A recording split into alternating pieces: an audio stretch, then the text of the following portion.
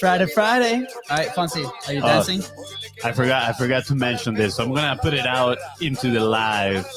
When we do the background music, we need to put it a little bit lower because the new software that we're using to edit, it kind of like level things out and it levels that back track as well. Why it puts it like why are you loud. using a new software then? Take a guess. Why? Because of your iPad? Yeah. No, do it on the other one. I'll do it. All right. Anyways. No, it's sounding good. Have you heard the last episode? It sounds good. I we just need to lower it a little bit. No, we like the music. It has to be loud. Still sounds. Party. Anyways. Behind the scenes, for reals. Brother fights over here. Brother fights. All right. Are you ready, Fons? Are you ready? I am 120% ready. I was born ready for today's episode. All right, here we go. What's up, everybody? Happy Friday. Welcome to Content is Profit. I love this Friday music. Friday vibes. Friday vibes. Are we going to go dancing? I'm not going to dance with you. That's for sure. So I don't know. Maybe. Yeah. We talked about maybe, some couple brewskis. Some brews and bros. Some brews. Brews and bros. Couple good things have been happening this week. I know. Knock on wood. Plenty of reasons to celebrate. Yeah. You know what it was? I was thinking about that today.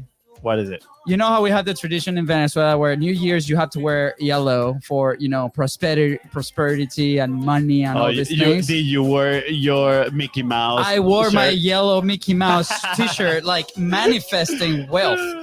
Anyways, all right, fun fact.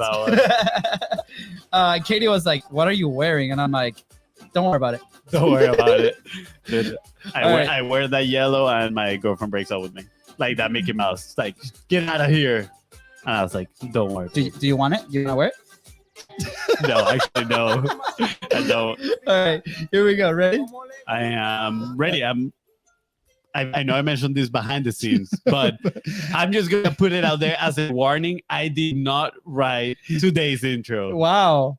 All right, here we go. It's all my brothers. Okay, here we go. Hey, I'm Luis. And I'm Luis. And you're listening to the Content is Profit podcast, where we talk about entrepreneurship, mindset, and of course, how to turn your content into profit. But most importantly, we are here to have a good time with you. So go to contentisprofit.com to get started today and join the community. Lots of awesome people coming in the past 2 weeks. I can share later why.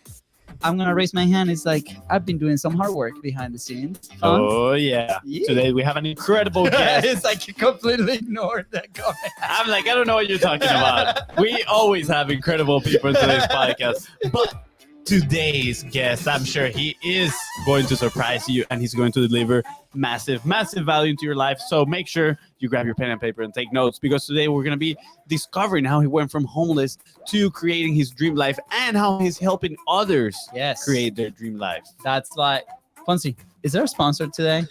Indeed, we do. Thank you for asking. You're welcome. And today's sponsor is your own Biz Bros. Yes, we sponsor our own podcast with Content Momentum. And you might be asking yourself, what is Content Momentum? Well, if you produce a long form piece of content, just like this podcast that you're listening to or watching, and you need a fractional content team so we can help you out create consistent daily content, we are here. So slide in the DMs at BeastBrosCo on Facebook, on Instagram. That's right. And you know what happens every Tuesday, Thursday, and Saturday?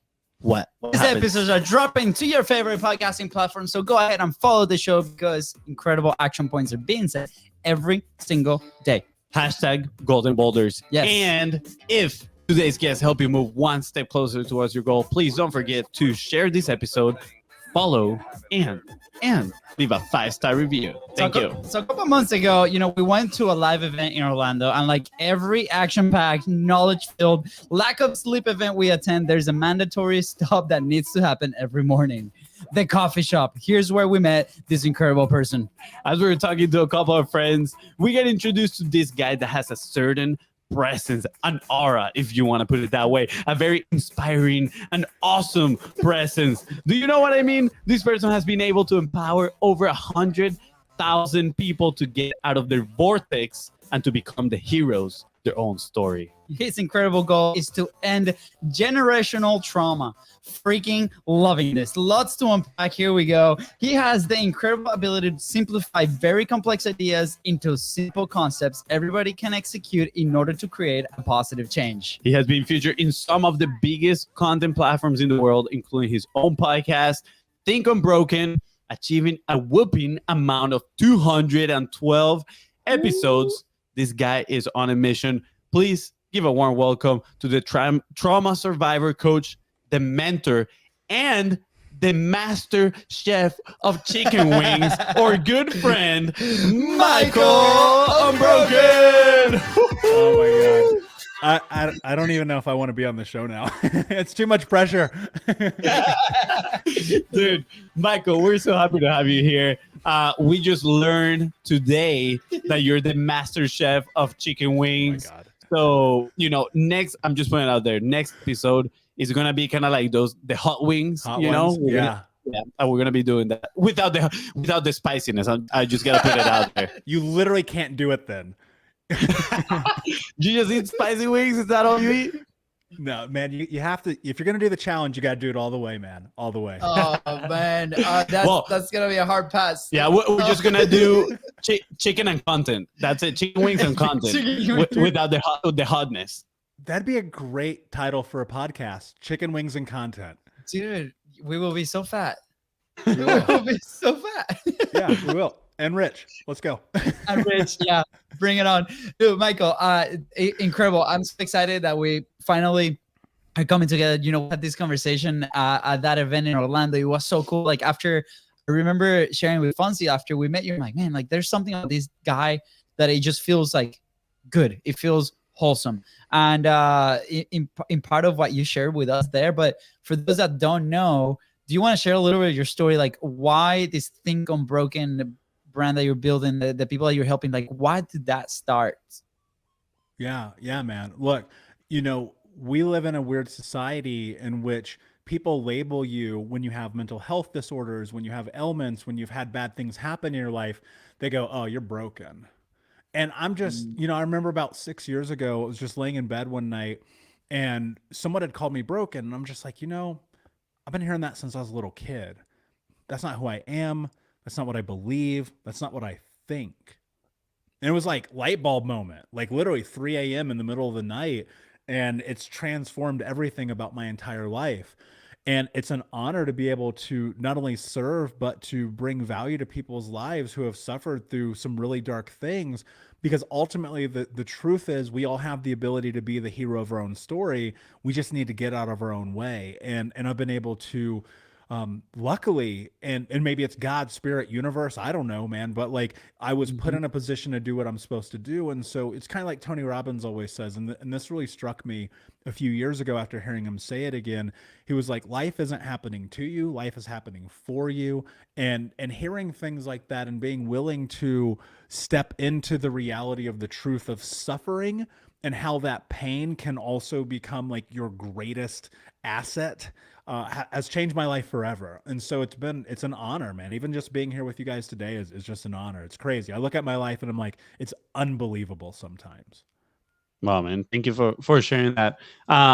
I know, obviously, I've heard a few of your episodes, interviews that they've done to you sharing your story. And I know, man, you had I think it's an understatement to say, but it's like a pretty rough childhood. I think you came from what it would be considered a dark place, right? And I am a believer that everybody, obviously, they have their own stories, and you get the lessons from your own stories, and you can be successful independently of whether your story is similar to one person or the other one, right? But just for the context of the conversation, where we're going, and so people can, know you at a deeper level. Like, I'm curious to know why was people calling you broken, right? At this moment that you said that you were thinking that, why was it? Yeah. Well, why don't I give you context? I'll give you the elevator pitch of my story, right? Because I think context is everything in conversations like this. So when I was 4 years old, my mother, who was a drug addict and alcoholic, she actually cut off my right index finger. So you can kind of see here a little bit. It's discolored, lots of surgeries, had 5 different skin grafts. And people always be like, well, how could your mother do that? Well, my mother was also a victim of trauma and abuse. She was just continuating the cycle. And she married my stepfather when I was 6, who was super abusive. He would kick the crap out of my brothers and I, put me in the hospital multiple times. We spent the majority of our childhood homeless and deeply in poverty. In fact, I lived with 30 different families between 8 to 12 years old. When I was 12, my grandmother adopted me. Now, you would think that's a godsend, right? You're like, yes, this kid's finally saved. But I'm biracial. I'm black and white. My grandmother was a super racist ass old white lady from a town in Tennessee you never heard of. So now insert identity crisis. I got high for the first time when I was 12, drunk when I was 13, and at 15, I got expelled from school for selling drugs. And I was stealing cars, breaking in houses, hurting people, running from the cops, getting shot at, like the craziest stuff you can imagine. And when I got put into the Last Chance program at school, I still did not graduate high school on time. Basically, what happened is my summer school teacher hands me my diploma. He's like, dude, you just got to get the hell out of here. You missed 100 days of school. You're getting expelled for fighting all the time. You have a 1.6 GPA. You're out. And I was trying to figure out, like, what is the solution for all of this? What's the solution for poverty, for homelessness, for abuse? It's got to be money, right? What else would it be? And so I made myself a declaration. I said, when I'm 21, I want to make $100,000 a year legally. Now, this part was super important. I got family in prison for life to this day. I've been in handcuffs multiple times, and my 3 childhood best friends have been murdered. I knew the path I was going down. I saw it, man. I saw it as clear as I see the day. And I said, all right, $100,000 a year legally. Now, the irony in this is the teacher who failed me was my business teacher. And my business teacher, on the day on the day of high school that I go to school to talk about this, I walk up to him, I go, I cannot believe you failed me. He goes, no, you failed yourself. And in that, this amazing thing happens. I'm having this back and forth with him. I'm 18. I'm like pissed off, right? I'm like acting like I'm the king of the world. And he goes, you need to understand something about life. You can't get by on your charms and your good looks. If you want something, you have to earn it. No one had ever told me anything like that. So I started putting in the work. I started getting skills because skills have utility. I started leading teams at 18 years old, managing fast food restaurants. By the time that I'm 20, heading into 21, I land a job with a Fortune 10 company. Fortune 10, making $100,000 a year. I did exactly what I said I was going to do. But then that thing happened to me that happens to people when they get money for the first time, and it destroyed my life. And I found myself, I was 350 pounds, smoking 2 packs a day, drinking myself to sleep, cheating on my girlfriend, and that's when I put a gun in my mouth. I was done. I was like, money was supposed to solve all this, and it didn't. And the next day, I'm laying in bed. Keep in mind, I'm 350 pounds. I'm smoking a joint, eating chocolate cake, and watching the CrossFit games. Like, if that's not rock bottom, dude, I don't know what is. Yeah. And I got up and I went and I looked at myself in the mirror in the bathroom. I'll never understand why I did this. And I remember being 8 years old. And the water company, they turned our water off. I grew up in America. I grew up in a major city. They turned our water off. That's how poor we were. They were always turning off our heat in the winter, our electricity. We got evicted all the time. But on this one particular day, the water company turns the water off. I go in the backyard. I grab this little blue bucket and I walk across the street to our neighbor's house. And I turn on the spigot on the side of their house and I still water for the first time. And I remember being like, when I'm a grown up, this is not going to be my life. And as I looked in the mirror, I realized it wasn't financially, But in every other way, I was that hurt, lost little boy. And in that moment, I looked in the mirror and I said, what are you willing to do to have the life that you want to have? And the answer was no excuses, just results. And 11 years later, here I am talking to you guys. In that process, I had to go through therapy, group therapy, men's group therapy, EMDR, CBT, everything you could imagine. I got over 30 trauma-informed education certifications. I have done tremendous amount of personal development, having coaches, going to seminars like where I met you guys at that, right? I put myself in this position of becoming a learner, of forcing my body, of pushing myself, of gaining knowledge, of learning skills, of letting go of stuff that was holding me back, removing toxic friends and relationships from my life, pushing myself in ways I never have. And ultimately, like, it's an honor. I get to coach thousands of people, hundreds of thousands of people listen to me talk about this. I get to write books. I get to speak on stages. Dude, I've spoken in front of 4,000 people. I've spoken in front of 10,000 people with Grant Cardone when he invested into my company, right? I put myself in this position of massive success for where I'm at today. But my goal is very simple. I want to end generational trauma in my lifetime through education and information so that another kid never has to tell you a story like I just told you. Wow. Man. First, thank you for sharing your stories. Absolutely. I mean, I don't want to say it to sound bad, but it's an incredible story. Right. And I love the comeback that you've done. Also, I want to point out your storytelling skills. They're absolutely amazing. You had us so freaking invested in every single part of the story.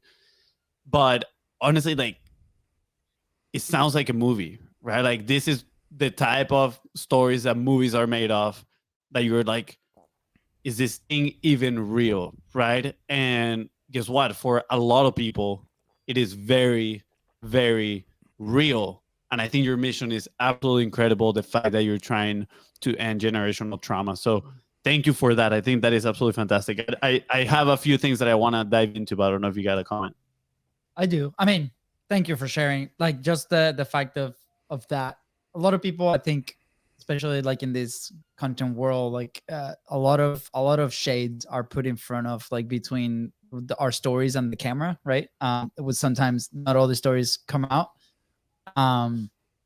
We've personally lived through situations not as crazy as that, but there are stories that we still hesitate to share, right?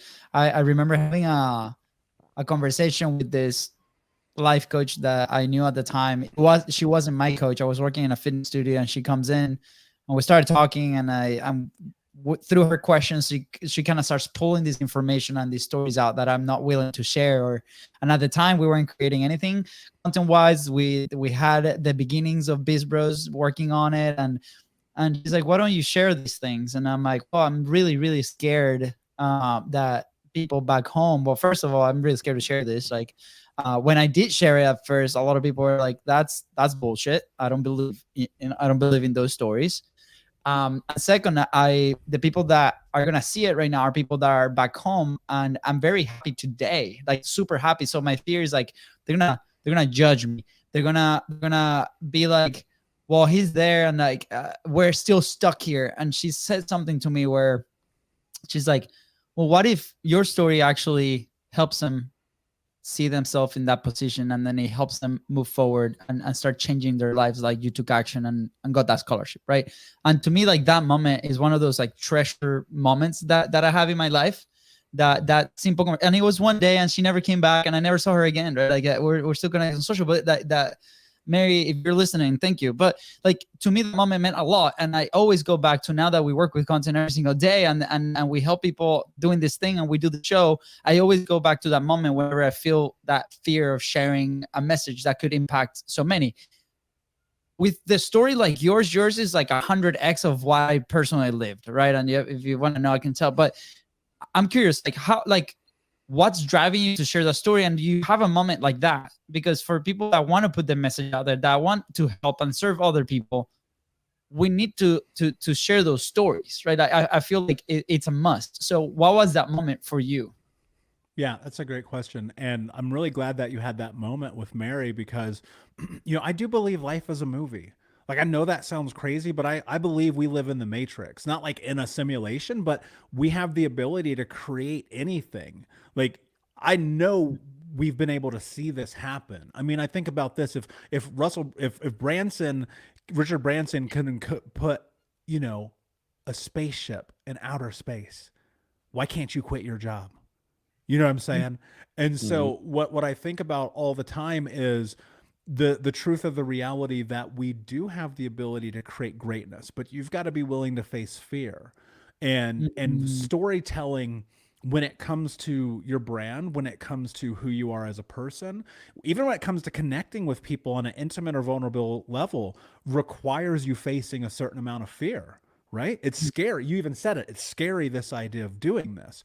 Mhm. When I first shared my story, it wasn't public. Like, it was with my therapist. It was with, you know, people important and close in my life. And so I already was starting to have my head wrapped around it to some extent. I will say this, if you go back 7 years ago, which is the first time I really publicly shared it, I don't have regret about sharing it, but I probably wasn't ready. But then you think about this, you're never ready. Ready is Mhm. never going to be there. But you do have to Mhm. be willing to face your fear, because if you don't, then what's going to happen is nothing's going to be different. And Yeah. so if you're in this position where you're like, okay, I want to share my story to create impact, the first thing that always comes to my mind is the story owning you, or are you owning the story? Because if the story is still owning you, you're not ready. If you, you know, and look, I'm not trying to throw shade at people, but if you're hopping on Instagram crying because of something that happened, you should not be talking about it. Mhm. You're not in a place yet where you're healthy around that thing. And I think that can be pretty toxic for people. It can also be very powerful. So I don't, again, I'm not throwing shade. I'm just trying to create context here. Get a lot of Yeah. Yeah. clarity about where you are in your life and whether or not you're in a place emotionally where you can share this. Because like Absolutely. when you get to the place that I am in and you're sharing this information, I'm telling you guys stories that I am okay with telling. There are things that have happened in my life that are so dark, they will never leave my therapist's office because they don't need to be brought to reality. They don't need to be Yeah. put back into light. I don't want that energy there. And so it's just about A, having massive clarity about what it is that you want to convey, B, making sure that you have healthy boundaries around it, and then C, understanding, like, speaking, since we are talking about it from a content business perspective, is this something that values or devalues the brand? Because if you're not in brand alignment and you're sharing these stories, people are not going to connect and resonate with you. Plus, people can smell bullshit really easily. So, like, if you're doing this in a contrived way because you believe that sharing this quote unquote story is going to help you make money, you might as well quit now because you already lost. Yeah. Yeah.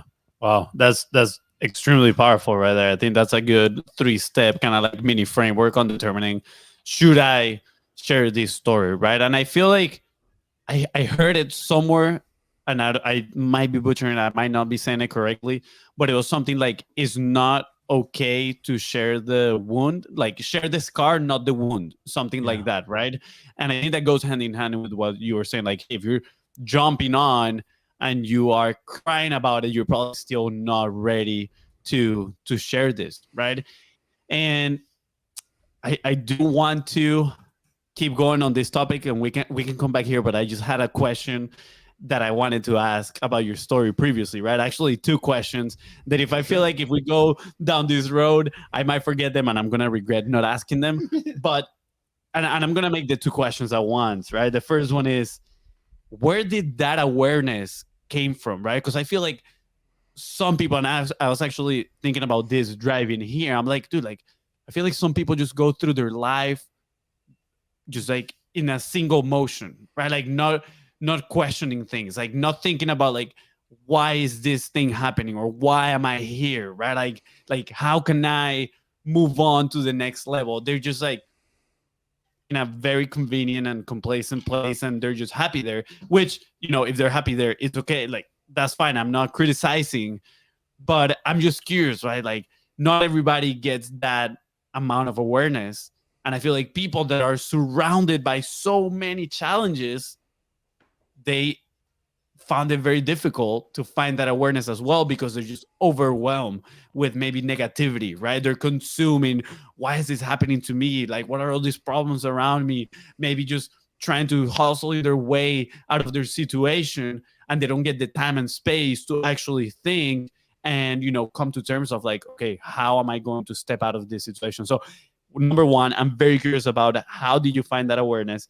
Number two is, do you ever now, right after all this growth, find yourself in a place that sometimes your identity may want to like regress to what it was before, right? Like, days where you find friction on being Michael Unbroken, right? And instead it's like trying to be your old self. I'm so curious about that.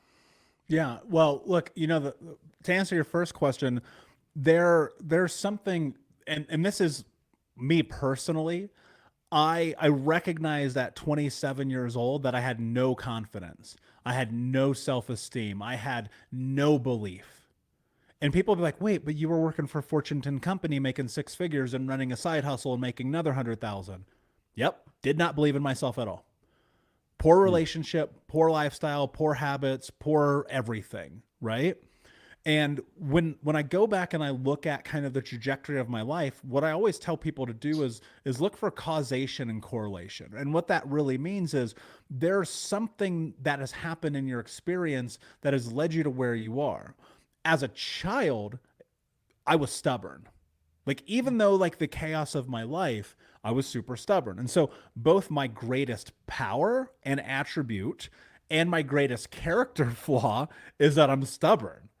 And so self-awareness eluded me for a very long time because I already knew the answer to the question. Talk about the ultimate fixed mindset, right? Yeah. I already have the answer. I don't need your opinion. Whatever you say don't matter. Like, I'll figure it out on my own. We've all had that, right? You name that, and that's how I was. I think self-awareness really only truly comes to those who are willing to go and find it. Because you grow up in this way where you're told you're not good enough, you're not strong enough, you're not capable enough, you don't deserve this, this is your, like, whatever that is, and that gets embedded in you. And then you start to believe that. And then what happens is one day you're like, wait, I don't know how to be me. And then you rewind and you go, wait, have I ever been able to be me? Because when you were in third grade, you were sitting there and you were coloring and you made the moon purple. And the teacher came up to you and she goes, Fonzie, that's not how you make the moon. How dare you? The moon is yellow. And you're ostracized, embarrassed in front of everybody. And then suddenly you're like playing at recess and the other kids are like, don't hang out with Fonzie. He makes the moon purple. That kid's weird.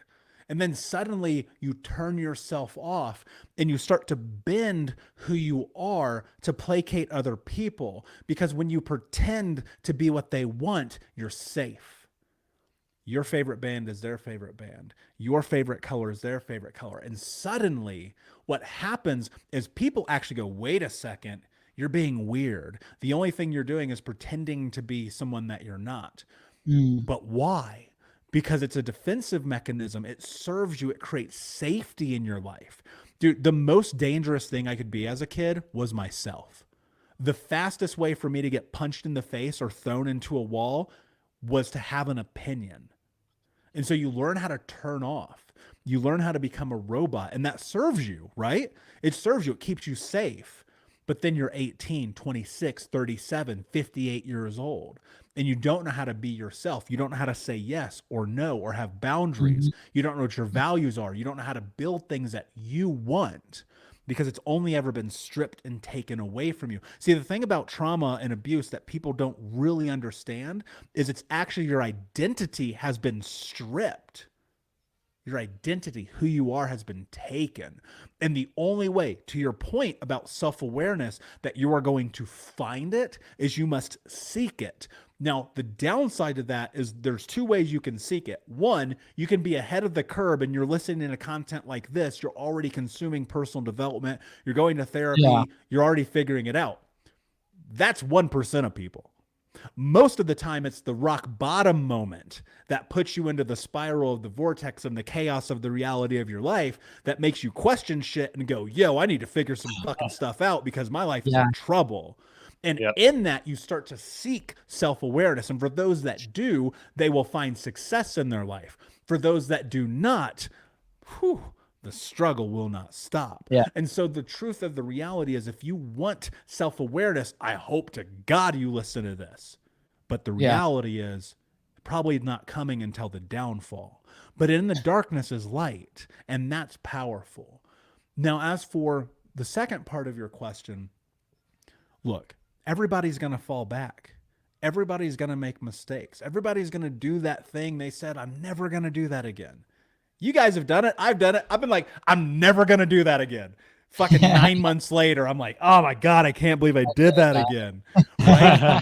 It's part of the human experience. One of the most important things for you to understand is at some point you've made a choice to do that. And typically that choice has come when you're outside of your moral value. Now think about this. If you can't name your values, you're screwed.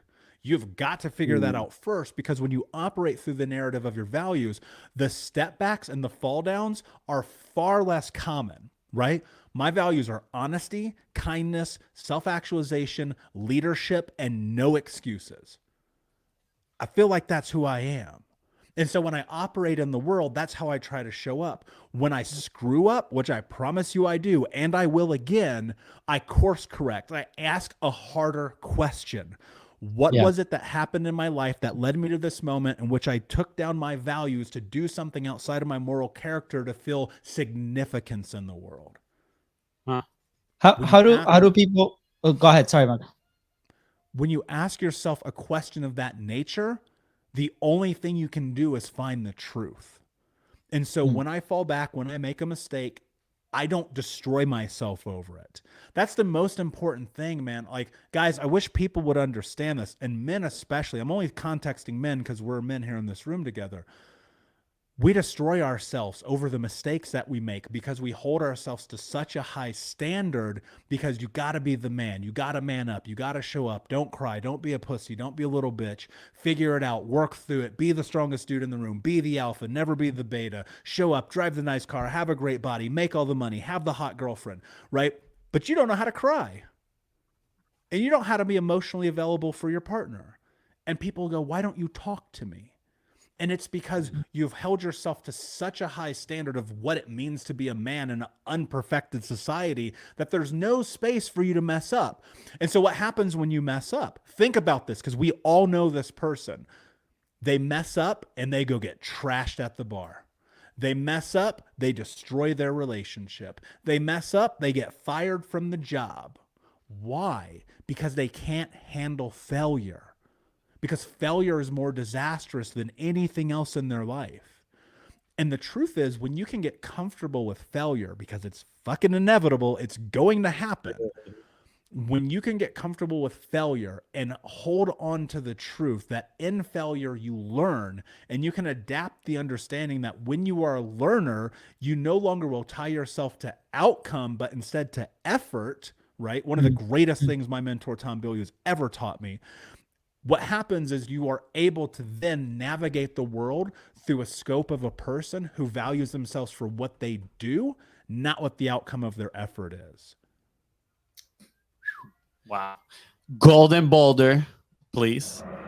You're asking why we had these controllers. Dude, you get the full on standing ovation too. Studio clap. Yeah, this was Thank you.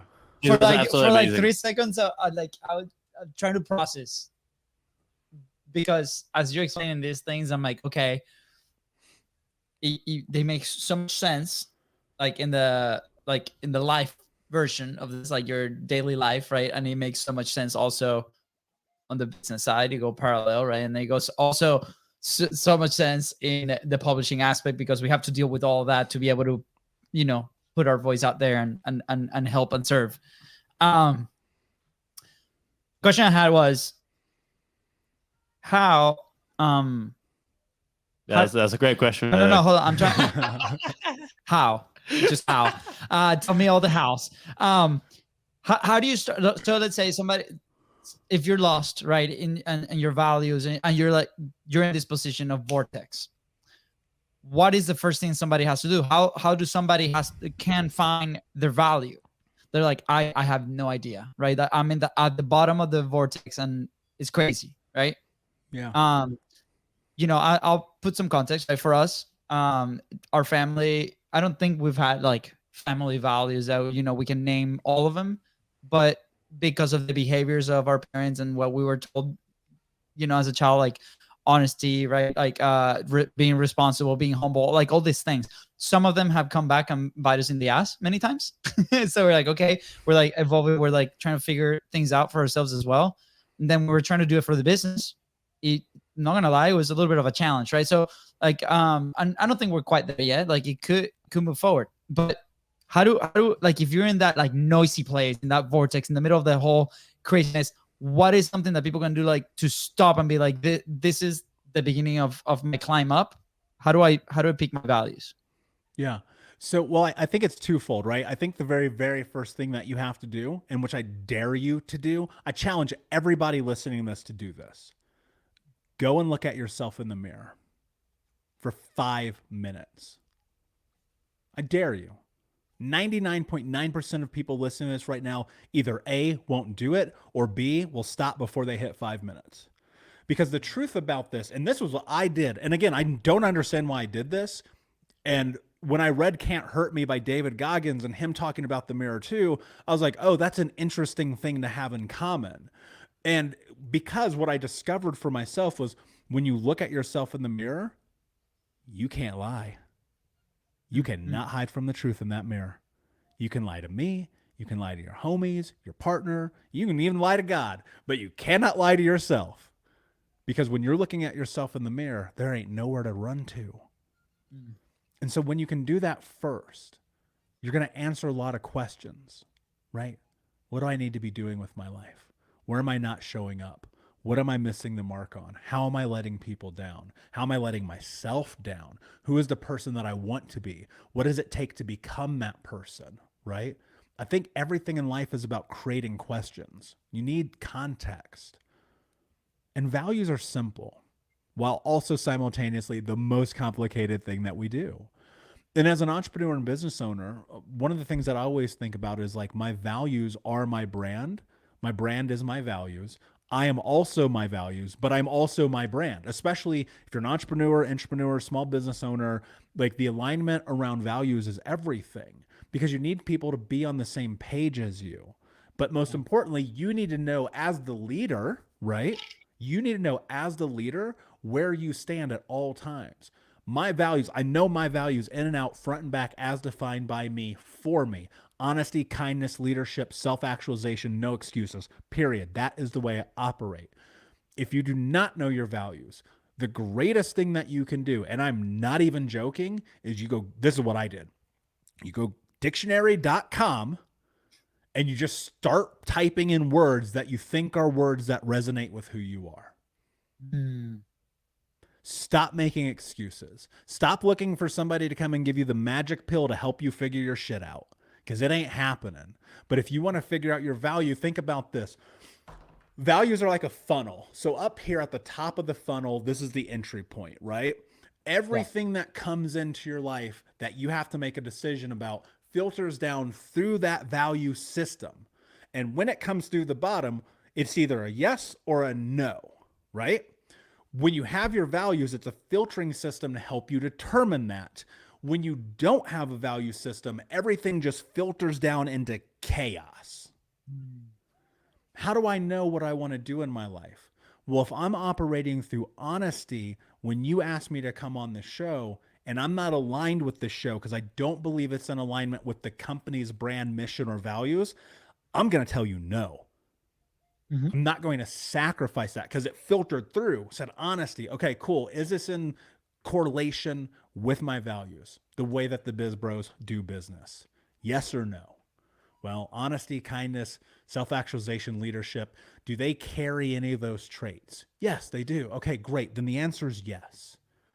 You guys send me the show. Man, what are my values? Money, sex, cars, women, biceps. I'm not coming on your show. Not happening. I'm not coming on your show. So Yeah, if you don't have values and you don't know where to begin, literally get a dictionary. Go to dictionary.com. It's free. Start looking up. I did a whole like 2-part episode on my podcast about values. There's books about values. Read Principles by Ray Dalio. I don't care. Stop making excuses. Go and find what you need. Yeah. And I love how you put all this into a very simple framework, right? And we had Katie Richardson here a few days ago. Actually, her episode just released yesterday, so go check it out. And she said, she mentioned this so many times. It is simple, but it's not easy, right? And this is exactly what you're talking about. Like, it is simple, but it's not easy to stay with your values, to actually act according to your values. It's simple to go dictionary.com, pick the words that you want to do. But again, it's not going to be easy to start with it. But at the same time, providing that framework of these are my values, I'm going to filter my decision through these, just makes it so much better. Because then on the other side, you know you're going to be making the right decision.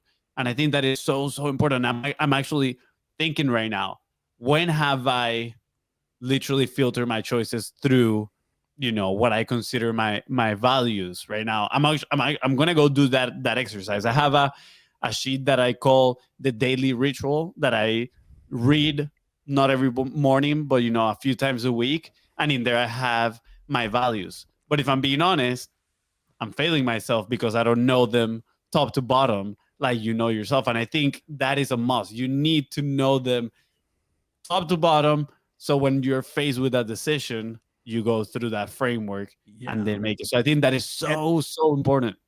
And look, also, like, your values don't have to become dogma. And what I mean by that is you don't have to hold on to those values so strict and tight that there's no room for evolution. Because ultimately, I've had values kind of change as my life has ebbed and flowed. I've got a couple that have always been stationary. Kindness, honesty, and leadership have always been stationary values. But when you can name them off in the way that I do, it's not just about knowing a word, it's about knowing what that word means, right? Leadership to me is like, how do you show up every day? How do you be the person ahead of the charge, having the conversation nobody else is having? Kindness is about, like, how do you show up and actually give value to people and be kind? Like, think about this. If I was an asshole when we met in Florida, do you think we'd be talking right now? Probably not. Yeah. Exactly. Right. So it's not only enough to have the words in your head, you need to define what they mean in your life. Yeah, absolutely. Words matter. Words matter. Words matter. I have the argument with my wife. She's a very blunt person and she says it as it is. And I'm like, Katie, words matter. And she's like, no, they don't. So I'm gonna play this to her. And we're gonna be like, Katie, please listen to Michael. You're sleeping on the couch, bro. Yeah, probably. It's okay. I'll play PS5. I'll be fine. Going off of the framework topic, right? And I love, obviously, man, like, we are very passionate, I feel like, in the topic of identity and personal development, and we totally believe that your business grows to the extent that you do. So if you don't grow as a person, your business is gonna just be there stagnant, right? So, but I'm extremely curious, man, because you are so well spoken, right? You have content. I can tell you have developed the skill of storytelling, sharing your ideas, right? Putting your ideas into words. You've done the reps at the end of the day, right? You put yourself out there consistently and share everything. So I'm extremely curious, like, when did you decide that you needed to put yourself out there? Like, this is my mission. I need to share my message with everybody, the people that I want to help, right? This is in part how I'm going to end that generational trauma. And then how did you manage to stay consistent, right? Because that is one of the biggest challenges people face when creating content. At the end of the day, they start, then they stop. It's kind of like the New Year resolutions, you know, they're like, oh yeah, let me go 3 days in, they stop, and then they wait till next year to make a whole new one and failed all over again. So, you know, do you have any frameworks that fit inside that consistency? What are you looking for? I'm super curious on how do you see the world of content creation? Yeah. Do what you say you're going to do. Yeah. That's it. Do what you say you're going to. The problem is you're negotiating with yourself. I'll do it later. Oh, let me hit the gym first. I'll do it after this. I'll do the blah, blah, blah, blah, blah. I don't negotiate with myself ever. If it's decided, it is decided. Period. I don't contemplate it. I don't measure it against probabilities and outcomes. I said, here, I'll give you great context.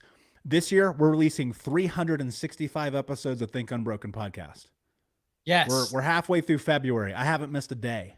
My team knows exactly what's up. Dude, I had surgery, laid up in bed for a week, couldn't get out of bed. I promise you, I laid there with this fucking phone and I recorded a podcast. So awesome. You do not negotiate with yourself ever. But look, let's create real context around this, right? So people are always like, yeah, I have this idea about marketing and this thing that I want to do, but I don't do it, or I do it once. The problem is, let me ask you this question. Why don't either of you have a Business Bros or Content as Profit t-shirt on right now? I know, man. I probably knew that was coming. Been negotiating. Okay, so you don't have an answer, and I'll tell you why you don't have an answer. Because people do this so often. I'm not trying to call you guys out. Look, this is not like me being. No, mean, I love it. I love it. But I'm creating context because I want you to understand something. People cheer for football teams more than they cheer for their own business. Yes. People will wear Balenciaga shoes, Tommy Hilfiger hats, drive Maseratis, and not wear their t-shirt. Not wear their brand, not talk about it. But why? This is what I'm getting to, but why? There's a level of it where, like, I get it. I wear the same shirt every day. It's super annoying. I'm not going to lie. But I do it because I know it's a part of the responsibility of the brand. The other part of it is people are terrified to talk about their brand because of shame, of judgment, of ridicule. That somebody else is going to say, I don't like that idea, Luis. It's a stupid idea. And you're going to go, I knew it. Why do I even bother? And that comes from those moments of being a child. That comes from the moments of when you're 12, 14, 18, 22. You're in school. Think about this. You're told from the youngest age exactly how to live your life, and you're put into a box. Walk on the right side of the hall. Raise your hand to go to the bathroom. You eat lunch at 12:10 p.m. Not 12:17, 12:10. And then you go to college. And what does college do if you're lucky enough to go there? It teaches you even more how to form a line. Go in here, get this degree, get this job, and then you get in the job. It's the same thing ad nauseum. And so when you get to this place in your life where you're like, I want to go and create, I want to put this thing that I believe in into the world, you're so terrified of doing it because you've always had a game plan in front of you of someone else telling you what to do. And now you don't have that anymore. And now you're paralyzed by it because you have to do something difficult, which is called critical thinking. But think about this. Critical thinking is actually stripped from you because you have a syllabus for everything. You don't even have, dude, like realistically, for a lot of people, all you have to do is show up and 99% of your life is done. Yes. Right? And then when you get into this idea of being an entrepreneur, let me tell you this. I've been an entrepreneur my whole life. And yes, I've worked jobs and careers because sometimes you got to hustle, right? Yeah. The one thing I know true about entrepreneurship is that nobody is giving you a game plan, and you've got to be the coach of the company. And so when you say to yourself, I'm going to create content that I put out into the world, you have to let go of the fear of judgment. Because guess what? People don't like you anyway. But that has nothing to do with you. Yeah. Dude, look, guys, people don't like me. We like you. But look, I'll blow your mind for a second. I don't care. I don't, yeah. And that's not a negative thing, because when you let other people influence who you are, you bend to who they want you to be so that you feel safe. And so when you're in this place in your life and you're like, I want to put out content, go look at my social media. We put out 30 pieces of content a day, every single day, no matter what, 365 days a year, period. 95% of that content is my face, right? Me talking, me putting stuff out there, right? And the truth about it is, you have to be willing to accept the reality that people don't like you. Dude, I've had people message me and be like, I hate your book because the grammar sucks. I'm like, and? What does that have to do with anything? Yeah, you read it. Exactly. Or people will be like, who are you to talk about trauma? You don't have a college degree. I'm like, so? What does that have to do with the hundreds of thousands of people who consume my content? Nothing. Yeah. You're in your own way because you're scared of judgment and criticism, when your very idea and the thing that you're holding on to that you believe could change the world, you're not putting out there, is fucking selfish. You're taking from somebody else. You're taking away teaching someone the thing that you had to learn the hard way that could save their life. You're worried about content? Come on. You're being selfish. Yes. Seriously. Because look, here's the truth. Your book, that thing that you're going to write, your podcast, your content, your thing, could be the thing that I need that changes my life forever. You're not going to give me that? Well, you're being a fucking selfish asshole. Because you're worried that somebody else is going to judge you. Dude, they already don't like you. It's fine. Let go. Let go. Because look, when you have your identity tied into the opinion of other people, you will never win. Dude. Wait, Yeah. Bro, this is like, brother helmet, Fonzie. yeah, you're fired today, Michael. Dude, no, but look, this is my real life. Like, this isn't a show. I'm not putting this on. You guys have seen me in real life. This isn't just some guy you met on the internet. Like, this is who I am. And if I can teach people the truth about owning who you are, you will win. I never pretend to be anybody but me. And that's the truth about life. And when you apply that to your life, your relationship, your career, your business, your entrepreneurial endeavors, the way that you do everything, you win. Yes. Oh, okay. Yeah. And I do want to, Michael, this conversation. one second. I do want to point that out that you just said is like, this is who I am. That is absolutely 100% true. Like, when we met you in Funnel Hacking Live, that is the presence that we were talking about, the aura that we were talking about at the beginning on the intro. Is just that. It's like, dude, this guy is so genuine. He is himself. And now that you mentioned your values to us, I can tell you that based on that one experience, right? That is the one experience that we've been together. I can tell you live through your values and you are yourself. So that's absolutely amazing. But, these reactions are more because you're just dropping golden boulders everywhere. And we're like, dude, This is too intense. It's good. It's good. I'm just getting started, man. We haven't even talked about business yet. I know. We haven't even pulled out the chicken wings, dude. I know. Part two needs to happen. So here's, universe works in mysterious and awesome ways, right? Yeah. Like the conversation that we've been having applies literally to our day to day. I just came out of an interview and the guy was like, I can't believe how.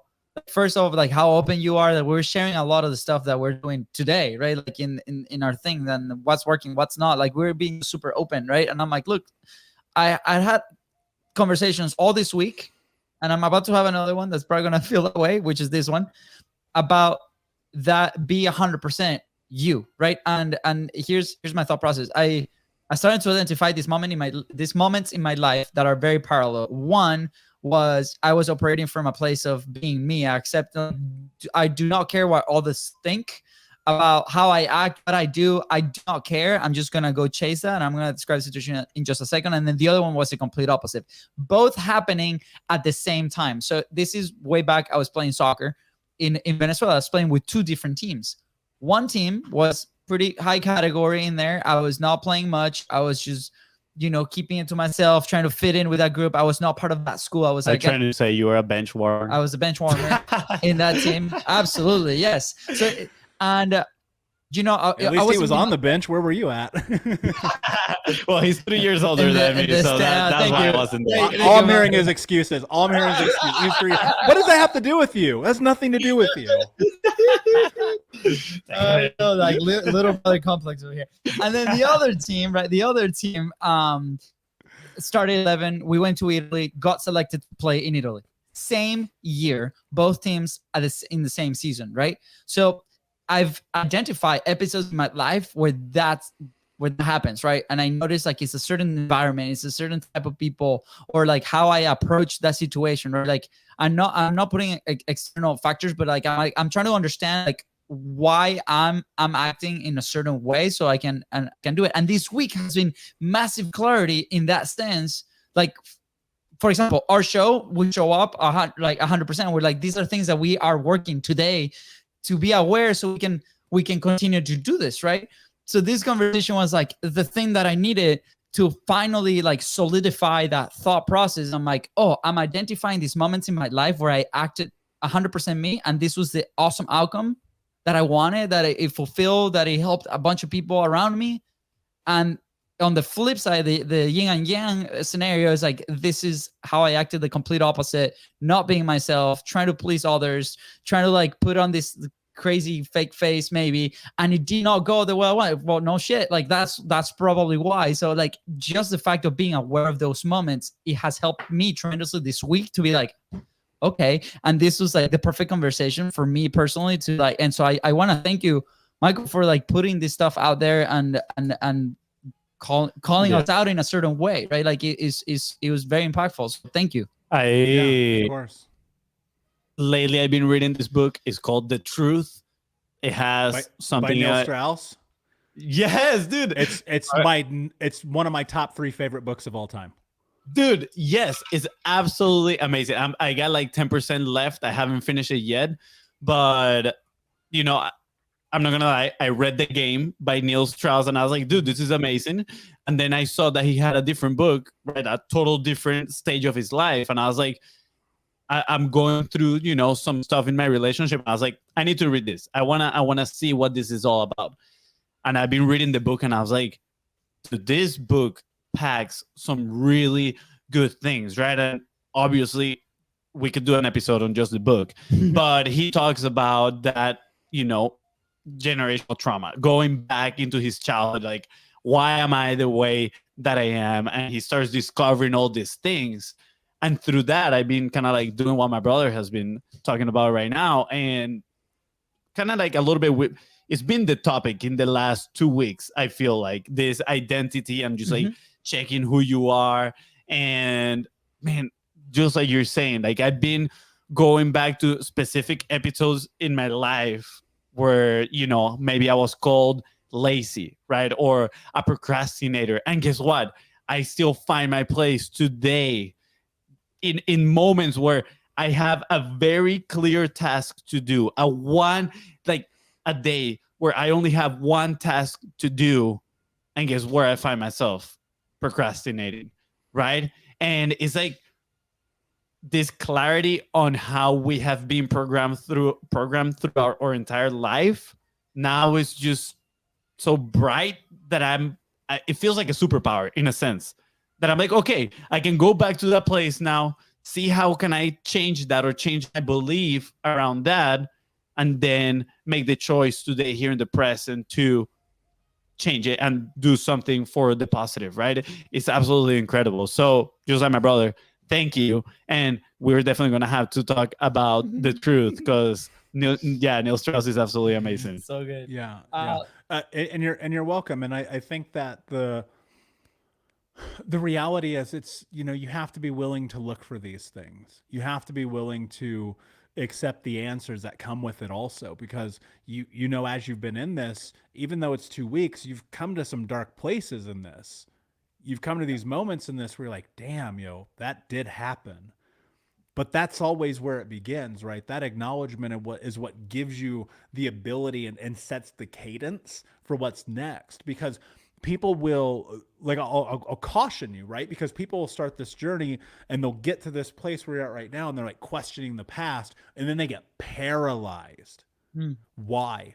because you open Pandora's box. Because I promise you, the more you think about the past, the more the past will present itself and the more things that will be there for you to have to make meaning of. And for some people, that's crippling. And that's why I always tell people, have a therapist, have a coach, build your team, have the right emotional support. Because if you try to do this all by yourself, failure is often imminent. Whereas if you have it, think about this, right? I mean, we'll go back to the football reference, right? Yeah. You have a general manager for the team, right? You're the general manager of your team and you have one mission, right? To win the championship.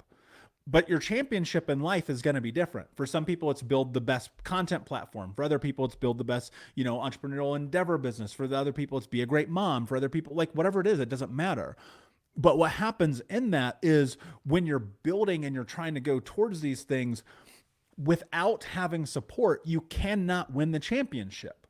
Because if you don't have a left winger, how are you going to cover that side of the field? And that means coach, therapist, maybe it's listening to personal development, reading the books, right? It's all these things. You've got to build this structure around you. They talk about this all the time. You're the sum total of the people you spend the most time with. Like that is so incredibly true. Like I go look at the people I spent time with at 18 years old who are no longer my friends, who are no longer people I spend time with. That's been almost 20 years. Those people, they're still doing the same things. Last weekend, I'm not flexing, but I know the people listening to this will appreciate this because we're entrepreneur and business owners. Last weekend, I had dinner with 3 billionaires. Who is the company that you keep? Because in order to reach your championship, you're going to have to make sure the right people are in your life. And so when these questions start coming up, make sure you have the appropriate support because without that, you're making the journey so much more difficult. Wow. I love that. I put here in my note, pieces to success, right? And it's about just putting yourself in that right environment. I feel like a lot of people talk about motivation, inspiration, and I think there's been studies done that, motivation and inspiration are like a temporary thing. You wake up in the morning and you're ready to work out. And by the end of the day, if you didn't work out, it's going to be maybe 20 times more challenging to actually get yourself to do it because you're not going to be as motivated as you were in the morning, right? New Year's, you're super motivated to do your New Year resolutions. Day 3, you're not as motivated anymore. But if you surround yourself and put yourself in the right environment, just like you're doing, right? Having dinner with billionaires look, dude, and that's why I do not let motivation be a factor in my life. There's nothing that motivates me. I'm not motivated. I decided. I committed. I don't negotiate with myself. I can get you motivated right now. You want to get motivated? I bet I can get you so fired up we can go run a fucking marathon right now. But what are you going to do tomorrow? Yeah. What are you going to do tomorrow? Right? Motivation doesn't work. Motivation does not work. What works is discipline. What works is not negotiating with yourself. Because that moment when you're procrastinating, you're negotiating with yourself. You're in your head. You're thinking about, oh, well, if I do all these things or blah, blah, blah. Or there's the other side of it, which I don't know if we have enough time to get into, but people are terrified of success. There's a level of self-sabotage in our life in which, we're getting better and things are growing and it's finally working out. But we're so used to the opposite where if we don't tear it down a little bit, we don't feel comfortable. Challenge yourself to be comfortable in greatness. You'll stop procrastinating. Dude, I'm going to put this out there before you answer anything. Okay, we're going to book part 2 and we are going to make this happen. It's going to be in person eating wings. I love it. Let's do it. Yeah, let's make that happen, honestly. I think this has to be and we can talk about this we can start with that fear of success, right? But everything you said was spot on. I used to be that guy that listen, and I don't think there's nothing wrong with this and trying to personally motivate yourself once in a while, listen to these tapes that are just awesome. But when I was playing soccer, I used to put those on and try to get in the zone.